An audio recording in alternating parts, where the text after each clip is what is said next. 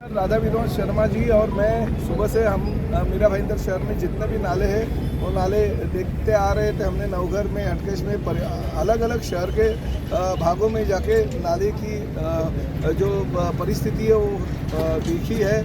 बहुत सारे नाले क्लीन हो गए, बहुत सारे नाले अभी तक थोड़ी उनको और क्लीनिंग, डीप क्लीनिंग करनी चाहिए, ऐसे इंस्ट्रक्शन कमिश्नर साहब ने दिए हैं। हम यहाँ पे आने के बाद कुछ यहाँ के स्थानीय महिलाओं ने हमें कहा कि ये जो नाला है उसको पैरेलल एक समांतर नाला होना चाहिए, ताकि हमारे घर में जो हर साल बारिश का पानी आता है उसकी वजह से हमें तकलीफ हो जाती है। तो वो भी इंस्ट्रक्शन कमिश्नर साहब ने दे दिए कि वो तुरंत जो निविदा प्रक्रिया होगी वो हिसाब से ठेकेदार को वर्क ऑर्डर देके उसका भी काम चालू किया जाए। तो इसकी वजह से तकलीफ दूर हो जाएगी। नेशनल हाईवे अथॉरिटी के लोग हैं उनको भी हमने इंस्ट्रक्शन दिया, क्योंकि बीच में एक रिक्शा वहाँ पे पलटी हो गई थी। कुछ गाड़ियों में पानी आया था बारिश के दरमियान 19-20 तारीख मई को। तो ऐसी परिस्थिति निर्माण नहीं होनी चाहिए। मगर शहर में जो पानी अभी भर रहा है, हमने थोड़ा मालूमात करने के बाद पता चला कि डीबी रियलिटी की जो खुद की कहने वाली 400-500 एकड़ ज़मीन है जो राज्य शासन की है, मीठागढ़ की है, केंद्र शासन का उसके ऊपर दावा है। तो ये डीबी रियलिटी के ज़मीन पे उनके माध्यम से, बिल्डर के माध्यम से रोज़ के रोज़ 500-600 गाड़ियाँ रैबिट आ रही है। अभी तक 15 से 20 हज़ार गाड़ियाँ रैबिट गिरी है।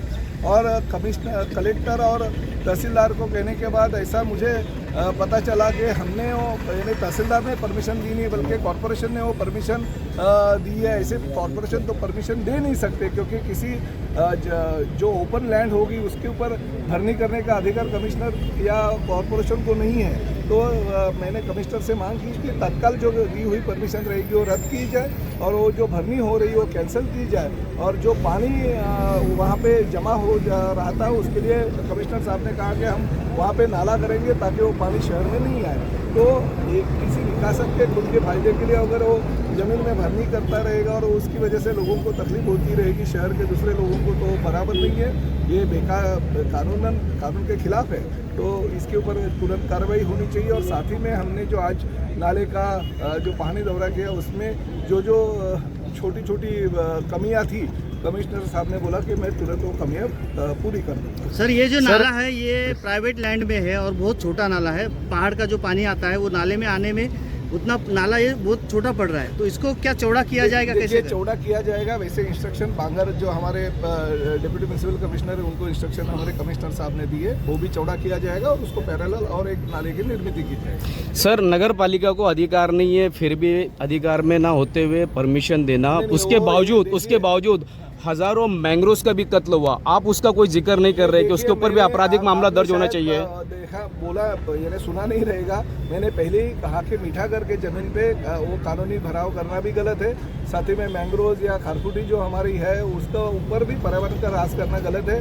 और डीबी रियलिटी के जमीन पे हो रही है, वो काम तुरंत रुकाया जाए, ऐसे मैंने मांग की है। हर साल वहाँ पे पानी जमा हो जाता है, वो पानी अभी भरने की वजह से शहर में आना चालू हो जाएगा। तो जो परमिशन दी है कॉरपोरेशन ने, अगर दी रहेगी, मुझे तो पता नहीं क्या दी है, ऐसे कॉरपोरेशन परमिशन दे नहीं सकते। अगर दी रहेगी तो परमिशन तुरंत कैंसिल करके, क्योंकि हमारे राधा विनोद शर्मा जी के कार्यकाल में वो परमिशन नहीं दी है, पहले के कार्यकाल में दी है। तो जो परमिशन दी है वो तुरंत कैंसिल करके जो ज़मीन पे जो भरनी हो रही है वो बंद करने की मैंने राधा विनोद शर्मा जी जो कमिश्नर हमारे हैं उनको कहा है, तो उसके ऊपर कार्रवाई तुरंत होगी। सर, कमिश्नर भी मौजूद है। सदियों से नाले पे करोड़ों रुपया खर्च होता है, लेकिन पहली बारिश में पोल खुल जाती है नगर पालिका के काम की, घुटने इतना पानी जमा हो जाता है। हमारे अधिकारी, हमारे कर्मचारी पूरा दिन रात काम करते हैं, मगर काम करने के बावजूद किसी एक की वजह से, जैसे अभी इस बार वो डीबी रियलिटी के जो प्रॉपर्टी वो कर रहे हो हमारी है, उसमें जो भरनी हो रही है उसका पानी शहर में आ जाता है। कुछ ना कुछ जो बारिश आने का प्रमाण है वो बढ़ जाता है, उसकी वजह से तकलीफ होती है। तो ये तकलीफों की वजह से हमारे अधिकारी पीछे जाते हैं। मगर इस साल नहीं, ऐसा नहीं होगा, क्योंकि हमारे जो कमिश्नर है उन्होंने 2-2, 3-3 बार जाके नाले की नाला देखा है, किस तरह से सफाई करनी चाहिए, साफ करनी चाहिए, वो उन्होंने इंस्ट्रक्शन दिए। तो ये साल इतना तकलीफ नहीं होगा हमको लगता है। अगर तकलीफ होगी तो खाली वो भराव जो हो रहा है उसकी वजह से हो सकता है। मंत्री महोदय, एक सवाल मेरा ये है, कुछ दिनों पहले आपने देखा होगा मीरा रोड में जमीन हड़पने का मामला एक आया, जमीन कब्जा करने का मामला आया, उसमें कुछ पार्टियों के बैनर की गाड़ियां भी अंदर थी। आपके समझ में, आपके ध्यान में आया? देखिए, अभी तक हमने या कमिश्नर साहब ने ऐसा कुछ कंप्लेंट ऑफिशियल हमारे पास नहीं आई, मगर एक बात मैं आपके माध्यम से कह के देना चाहता हूँ कि पहले के ज़माने में जो गुंडागर्दी हो सकती है वो होती थी, मगर प्रताप सरनाईक इस राज्य का मंत्री है, मीरा भाईंदर शहर का लोक प्रतिनिधि है। जो भी भू माफिया है अगर हड़प करने की कोशिश कोई भी करेंगे तो उसको भले सत्ताधारी पार्टी का होने दो, उसकी जेल के हवा खाने पड़ेगी। गेला 50 पिढ्या गेल्या तरी ते दरवर्षी देतात आम्हाला, दरवर्षी बुडतो तर कोण बघायला येते का मला इथे?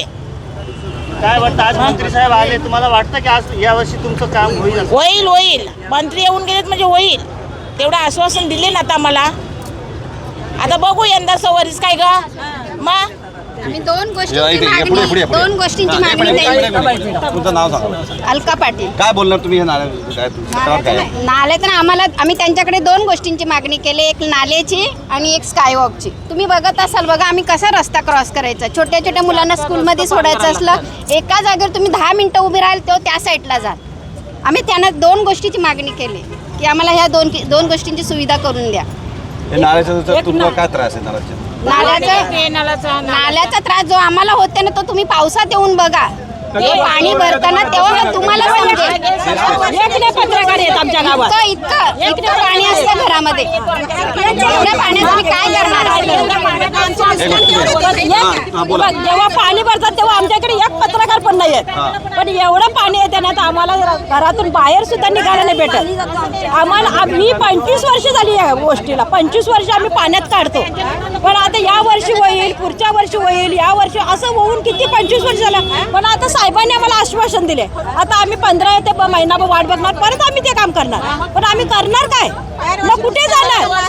दरवर्षी आमच्या वस्तू, आमची लादी, फर्निचर दरवर्षी, मग आमचा जीव आम्ही मुठीत घेतो, कारण तर आम्हाला हवेवर यायला पण रस्ता नाही. हवेवर तरी कसं येणार? पाणी एवढं पाणी कसं येणार आम्ही पाण्यात? आम्हाला दुसरं काय नाही, आमचं हे दोनच समस्या आमच्या गावाच्या आहेत.